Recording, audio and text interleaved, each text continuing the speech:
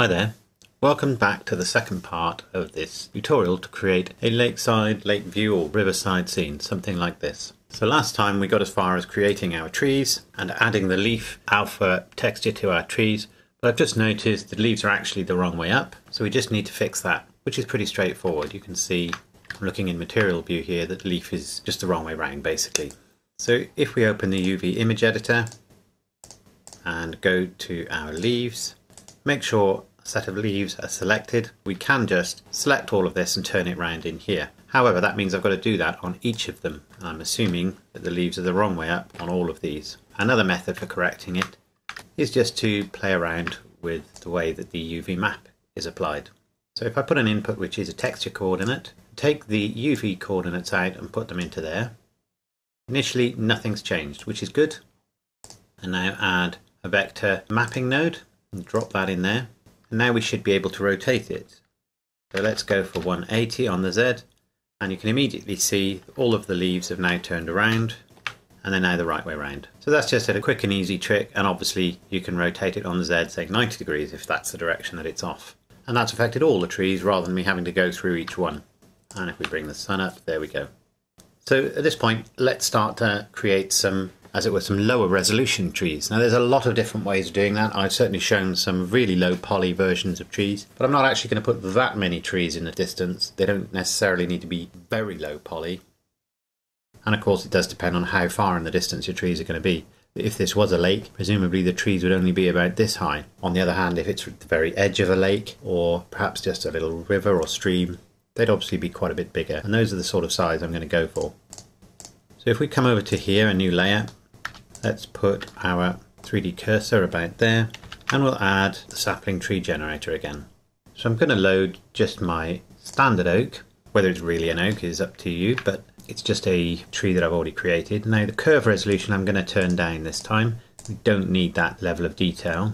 And the bevel resolution as well. So the curve resolution is the resolution of the curves of the branches. The bevel is the resolution of the curve that makes up the trunk and the cross section of the branches. So I'm just going to go probably just for a level 1 bevel actually. We don't need that much geometry for this. So let's just go straight up to leaves. Again, we could use square leaves and then apply an alpha texture. That brings its own challenges, but I think in this case I'm just going to use geometry leaves. Now that is going to add more geometry, not a huge amount more, but it is going to add some more geometry. But one of the problems of course is that we will create the leaves at the top level. So what we need to do is go back to our branch splitting and decide how we're going to change that. Now I can add another level. I'm just going to turn my leaves off first, I think. And in fact, if we go back to growth, we can perhaps play around with that a little bit. I'm shortening basically the third level. So if we go to branch splitting, we go to 3 levels. Now you can see we've got a lot more twigs. And again, this is not going to be the lowest poly trees that you could make. I've got another video where I show how to make really low poly trees, which are basically just alpha textures in a cross. I've got another video which shows how to make sort of tree blossom. It equally applies to leaves, and you can use a combination of flat textures and the bump node in order to give the impression of light and shade, even though the object is actually flat. So there's lots of different ways to cheat and give the impression of geometry that isn't really there. But in this case, I'm going to apply a fair bit of geometry just because that's the way we're doing it today. If you find you're running out of memory, the computer's crashing, then one of the options is to actually reduce the geometry quite a bit more by one of those other methods. So let's go to leaves now and say show leaves. And I think although those leaves are probably around the right size, because it's off in the distance, I can cover more area by actually having larger leaves. So let's turn the size of the leaves up quite a bit. And you can see how it fills in much better. So we'll go with 0.75, maybe 0.7. And there is some variation in the leaf scale anyway, both here and in terms of where they are on the branch and the tree here. So obviously leaves that are nearer the end of a branch will tend to be a bit smaller than the ones further down. So I'm happy with that. At this point I'm going to select my leaves. In fact, I'm going to select the close leaves texture. And before I do anything else, I'm going to click here, create a new material, and we'll call this far leaves.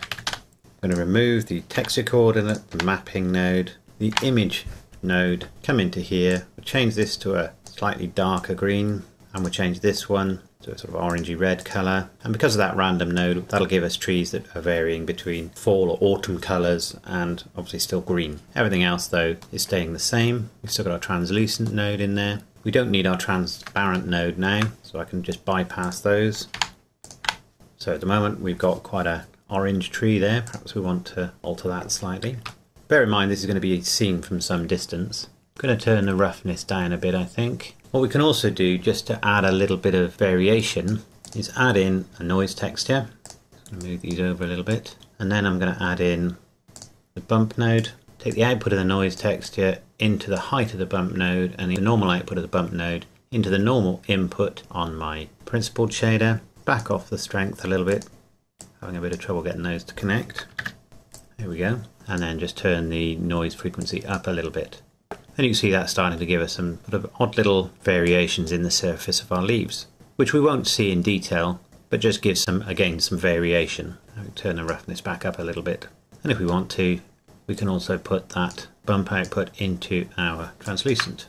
So now I've got the tree trunk selected, and I'm just going to select the bark texture. We haven't actually done anything with the bark texture yet, or bark material. So before I go any further, having added the bark material, I'm just going to Alt-C and convert that tree to a mesh, and select the leaves, then select the trunk and join them. And then just to demonstrate what happens with that random node, I make 2 copies of that tree, go back into rendered version, and you can see we've got 3 trees with different coloured leaves. I'm just going to delete those 2 for a minute, and we'll go into here and we will put another principled shader on there. Take that to the surface, add a texture which is an image texture, and we'll select a bark texture. This is going to apply to both the near and the far trees. It needs to be one that's going to work reasonably well. It's going to be stretched somewhat, so I'm going to go with this one. These are just some textures I took myself of trees in an arboretum not far from where I live. In fact, I think I'll go with that one. There it is. Now I'm just going to take the colour output into there, and you can see we've got something that's representative at least of bark. I'm going to take that back out now, and I'm going to add in the bump node, take the colour output, put that into the height, and take the bump normal into that normal. And you can see, if I zoom in a little bit, we've got a texture on there already. If you want to, you can sort of filter that by putting a colour ramp, but I think that one looks sort of okay. So at this point I'm just going to take the colour straight over and back into the base colour there, and I take the height down slightly. I'm also going to go to hue saturation, drop that in there, and we'll just turn the saturation up slightly just to get a little bit more intensity to the colour. And then we can add an RGB node, set that to colour, and let's put perhaps a little bit more warmth into that bark. There we go.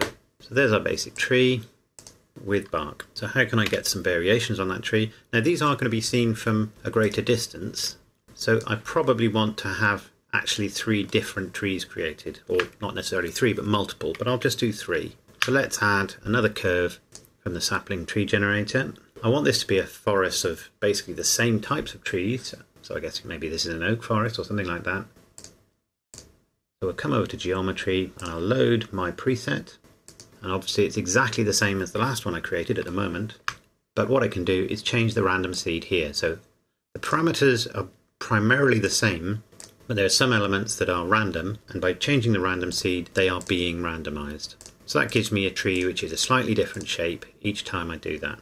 Again, we'll have a low curve resolution and a low bevel resolution just to control that geometry a bit. Branch splitting, we will go to 3 levels as before.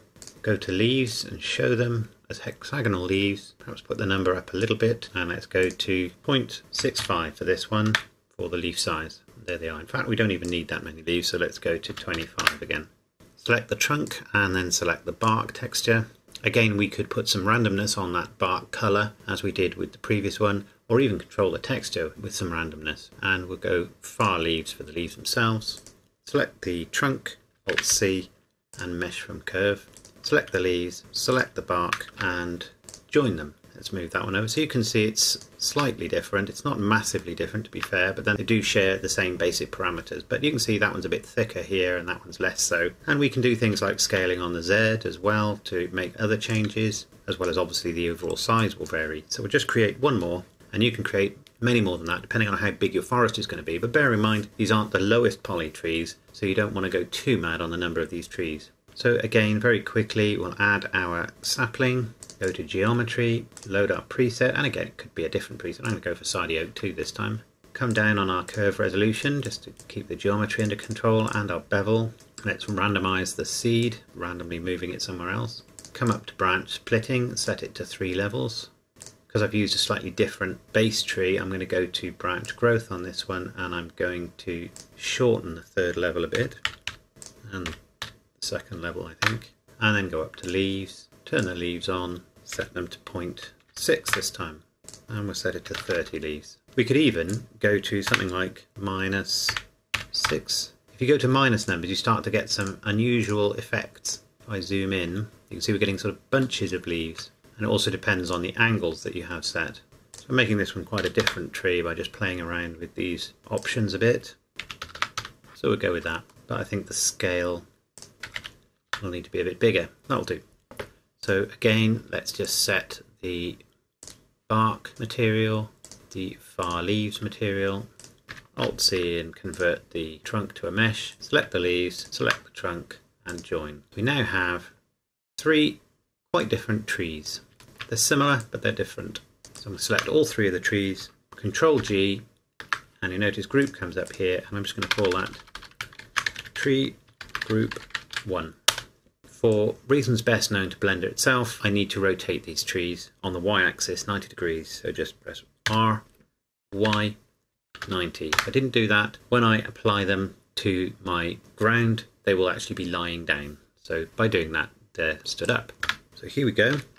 Let's create some trees. I've got my land selected. I'm going to say new, and we'll change this to hair particles. I'm going to click advanced already. We don't want 1,000 trees for this particular scene, so I'm just going to put 25 for the moment. You can see they're just appearing all over the place right now. So come all the way down here, under vertex groups, click in here, and we'll say canvas distant. If you recall, that's where we have things that are visible to the camera but in the distance. If we come up to here, we could say object, and that'll select a specific tree, but if I say group, this is what we're going to render, click in here and we can select the tree group. They are lying down, but if we click rotation and then pick random, now we've got a slightly better distribution of trees.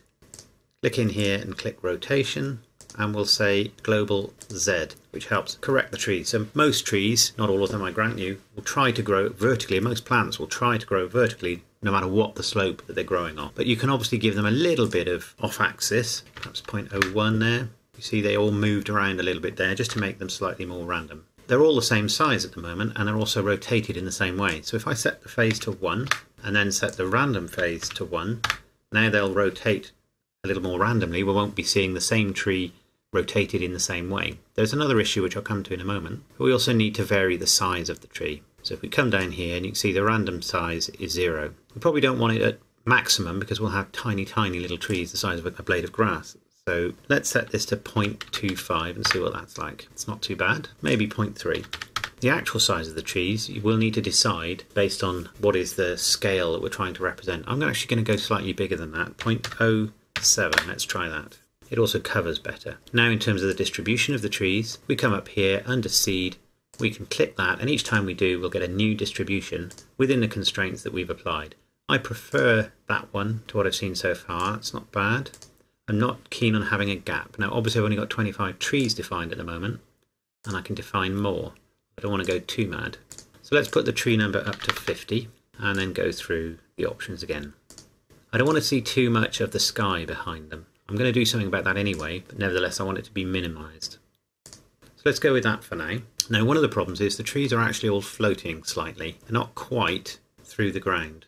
If we look back here, some parts of them are. You can just see them poking through, but not very much. You can already see, by the way, that Blender's struggling a little bit, which is why this isn't necessarily the best way to do lots of trees, but it is a higher sort of quality way of doing it. So let's go back to here, where our trees are, and select our trees. If we have a look, you can see that the origin, the little orange yellow dot, is right at the base, so that's where the tree will spawn.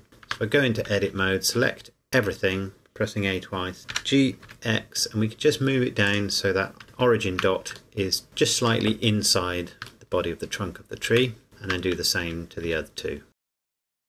Now if we go back to our main scene, now the trees are actually embedded in the ground. If we bring up our lake, we can see we probably need to adjust either the height of the water or the vertex group that defines where our trees start and end.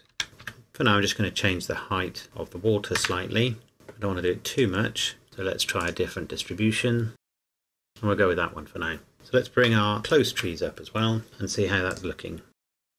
So what I've just realized we needed to do was just change this node to mix. We had it at overlay because previously it was sort of colouring the texture. Now what we've got is leaves that are varying as I wanted, between green, sort of dull green, and then this orangey colour, maybe even more of a yellow orange perhaps. Can even go all the way to red, perhaps that's nicer.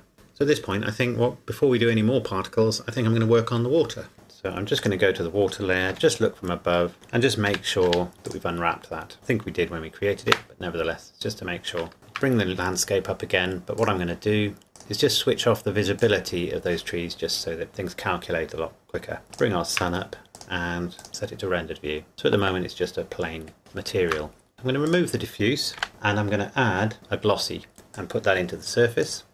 We'll set that to my preferred method. I'm going to add a transparent. I'm going to set that to a sort of slightly dull greenish colour. I'm going to add a mix shader and put the transparent into the other side of the mix shader. You can already see it's starting to look a bit like water. I'm going to add an input which is a layer weight input. Again, you could probably do this with the principled shader, but for such a simple shader I really don't think we need to do that, and I prefer the controllability of this method. Take the facing output and drop it into there. The water's gone very dark now, and I'm going to set the blend to 0.1. You can see the water's come back up again. Very smooth surface at the moment. Roughness is much too high. I'm going to set this to 0.001. So now it's very much a glassy surface. Then I'm going to add our bump node again, one of my favourite nodes, and I'm going to add texture, which is a noise texture. Take the factor output into the height of the bump node. We'll set it to about 150 strength. And we'll turn the detail up as well. And we can even afford to put a little bit of distortion on, which gives you a sort of almost swirls and waves, which is obviously appropriate for a fluid. I'm going to turn the strength quite low. We'll try 0.055. And now I'm going to take the output of that into the glossy itself and into the layer weight. The exact numbers that you need to put into these will depend on the scale of your scene. If we have a look at what we've got down here, we've got some subtle variations on the surface here. It's no longer a mirror surface. We can perhaps turn that strength up a bit. So let's go for 0.1. Maybe turn the detail down to 10.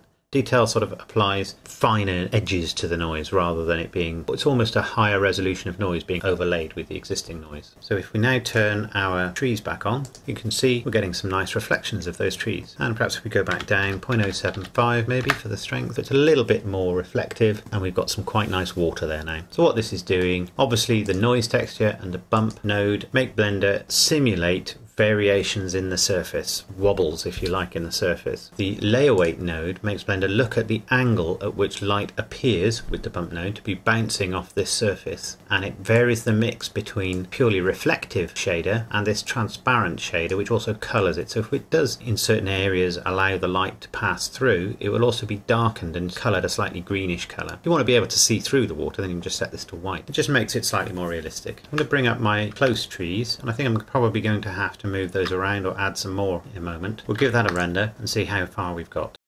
So there we go. So that's looking pretty good. We've obviously got the particles now to do for the ground, both the near ones and the far ones, and there's a few other little tweaks to do as well. But we'll call a halt with it there, and I'll see you in the next part. So I hope you found that interesting. If you did, let me know. If you enjoy these tutorials, don't forget to click like and subscribe. I also have a Facebook page and a Twitter account, and I now have a Patreon page as well, and I'll provide links to all of those in the description below. So I'll see you in the next tutorial. Thanks a lot.